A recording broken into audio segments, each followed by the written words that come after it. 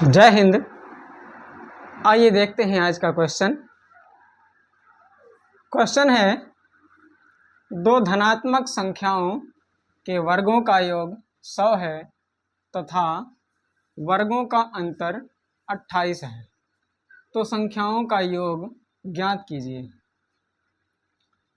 दो संख्याएं हैं, उन संख्याओं का जो वर्ग है यानी उस संख्याओं को वर्ग किया जाए तो उसका योग 100 होता है, और उन संख्याओं का जब वर्गों का जब योग करते हैं तो 100 होता है, और वर्गों का जब अंतर करते हैं तो 28 होता है।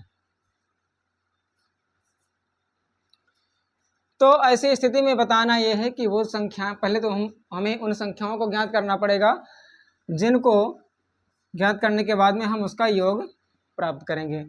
तो यहाँ पर सबसे पहले हम उन संख्याओं को मान लेते हैं। माना बड़ी संख्या बराबर a और छोटी संख्या बराबर b। दो संख्याओं को हमने मान लिया है। अब ये जो क्वेश्चन का कंडीशन है, ये कह रहा है कि दो धनात्मक संख्याओं के वर्गों का योग 100 है, यानी इसका जब वर्ग करते हैं तो योग 100 होता है, मतलब a square plus b square, ये वर्गों का योग हो गया, तो योग कितना है 100। और इस प्रकार से ये बन जाता है समीकरण 1। इसके बाद दूसरी कंडीशन है कि वर्गों का अंतर 28 है, तो ऐसी स्थिति में जो वर्ग करते हैं वर्गों का जो अंतर होता है ये होता है 28, और इस प्रकार ये बनता है समीकरण 2। तो ये हुआ समीकरण 1 और ये हुआ समीकरण 2। अब ऐसी स्थिति में हम क्या करेंगे, दोनों समीकरणों को जोड़ लेते हैं।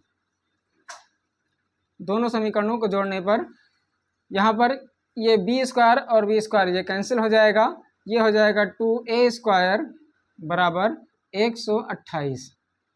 तो अगर 2a स्क्वायर बराबर 128 है तो a स्क्वायर बराबर क्या होगा 128 बटे 2, यानी 2 1 कम 2, 2 6 12, 2 चौक 8। a स्क्वायर बराबर कितना हुआ 64। तो अगर a स्क्वायर बराबर 64 है तो a बराबर कितना होगा 8 हो जाएगा, क्योंकि 8 गुणे 8 बराबर 64 होता है। तो a का मान कितना आया 8 आ गया है। अब हम इस मान को, जो a बराबर 8 आया है, इस मान को हम समीकरण 1 या 2 किसी में भी रख सकते हैं। चलिए हम इसको समीकरण 1 में रखते हैं। a का मान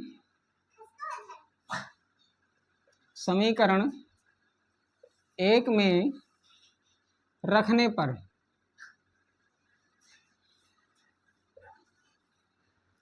तो समीकरण 1 है a square plus b square plus 100, तो 1 बराबर 8 है, यानी 8 का हम स्क्वायर करेंगे।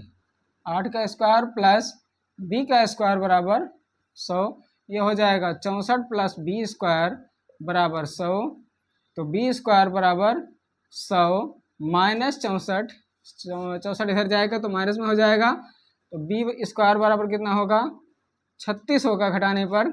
तो b स्क्वायर बराबर अगर 36 है तो b बराबर कितना होगा 36 का वर्गमूल 6 हो जाएगा। इस प्रकार से दोनों संख्याओं का मान निकल करके आया है, a बराबर 8 और b बराबर 36।